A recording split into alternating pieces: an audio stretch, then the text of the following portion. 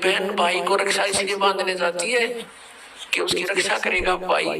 भाई की रक्षा कौन करेगा?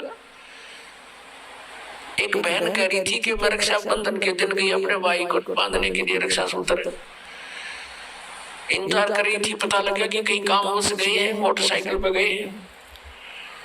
कुछ देर के बाद पता चला कि उसकी मृत्यु होगी, उसका शव लेकर आ रहे हैं।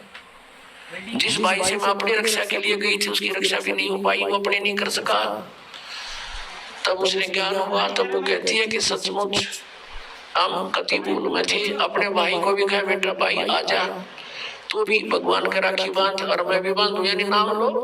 और ये रक्षा सूत्र आपका सदा साथ देगा, भाई का भी बहन का भी। और बेमतलब बातें करके उस रक्षाबंधन के दिन किसी का भाई नहीं है तो रोती है कोने में बैठकर वो बहन।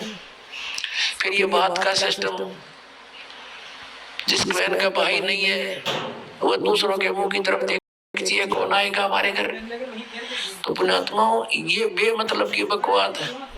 ये जग की रीत से हमने वापस हटना है और अपने जीवन को नए सिरे से सेट करना होगा। यदि भक्ति करना चाहते हो, समाज के भाव में बहना है तो नो प्रॉब्लम, आप कुछ भी करो, वो आपकी मर्जी, लेकिन भक्ति नहीं चलेगी।